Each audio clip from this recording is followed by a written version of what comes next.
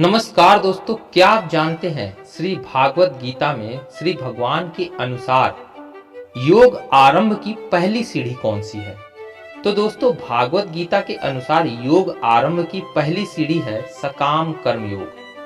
सकाम कर्म योग और सकाम कर्मी के विषय में भगवान क्या कहते हैं, तो चलिए जानते हैं कि सकाम कर्म और सकाम कर्मी के विषय में भगवान हमें कौन से उपदेश दे रहे हैं। तो सबसे पहले सकाम कर्म को हम जानते हैं कि सकाम कर्म किसे कहते हैं और सकाम कर्मी कौन है। जो कर्म फल की इच्छा या कामना से किया जाता है वह सकाम कर्म है। दूसरा, जो व्यक्ति फल की इच्छा से प्रेरित होकर कर्म करता है वह सकाम कर्मी है। उपयुक्त 16 योगों के अतिरिक्त अष्टम अध्याय में श्री भगवान ने यत्र काले तत्वानुवृत्तिमा वृत्ति चैव योगिनः तत्र चंद्रमासे ज्योतिर्योगी प्राप्य निवर्तते। इन दोनों श्लोकों में मोक्ष को प्राप्त करने वाले निष्काम कर्मी की भांति स्वर्ग लोक में जाकर लौटने वाले कर्म फल की इच्छा रखने वाले कर्मकांडी का भी योगी शब्द से जो निर्देश किया गया है उसके ऊपर यह शंका उत्पन्न हो सकती है कि आवृत्ति चैव योगिनः योगी प्राप्य निवर्तते।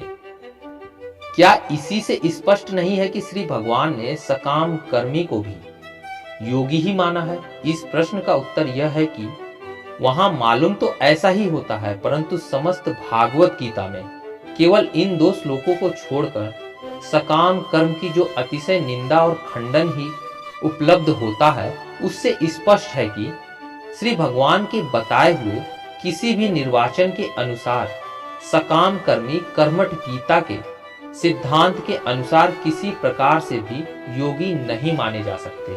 अतः इनके बारे में जो 2 श्लोकों में उदाहरण योगी शब्द 2 बार मिलता है, उसे केवल औपचारिक प्रयोग मानने को हमें बाध्य होना पड़ता है, नहीं तो समस्त गीता की इन 2 श्लोकों से निरर्थकता हो जाने की आपत्ति आती है।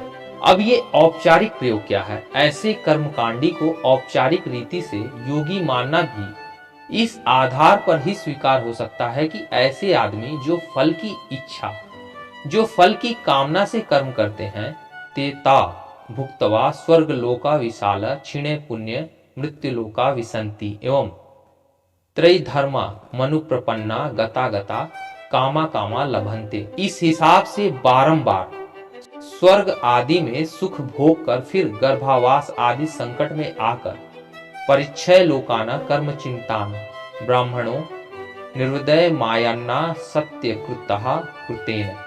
इस मुंड कोपनिषद के बताए हुए प्रकार से अनंत पुनरावृत्ति यानी बार बार पहुंचने वाले सकाम कर्म मार्ग से बिल्कुल तंग आकर निर्विण्ण डिस्कस्टेड होकर एक दिन निष्काम कर्म के मार्ग पर आरूढ़ होने वाले जरूर बन जाएंगे, अर्थात चलने वाले जरूर बन जाएंगे।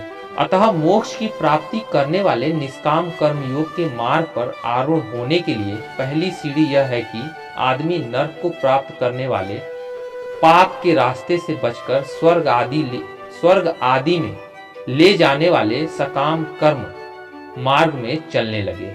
तो इसीलिए भगवान योग आरंभ की पहली सीढ़ी सकाम कर्म योग को कहते हैं और औपचारिक रूप से जो सकाम कर्मी है वह बार बार स्वर्ग आदि सुख को भोग कर तंग आकर निष्काम कर्म के मार्ग पर चलने वाला जरूर बन जाएगा। इसलिए भगवान सकाम कर्मी को औपचारिक रूप से योगी कहकर संबोधित करते हैं, क्योंकि एक ना एक दिन वह निष्काम कर्म योग के रास्ते पर चलकर योगी बन जाएगा। तो दोस्तों, यह था योग आरंभ की पहली सीढ़ी सकाम कर्म योग और सकाम कर्मी के बारे में भगवान का मत। उम्मीद है वीडियो आप लोग को पसंद आई हो तो लाइक और सब्सक्राइब जरूर कीजिएगा। मिलते हैं अगली वीडियो में, तब तक के लिए धन्यवाद।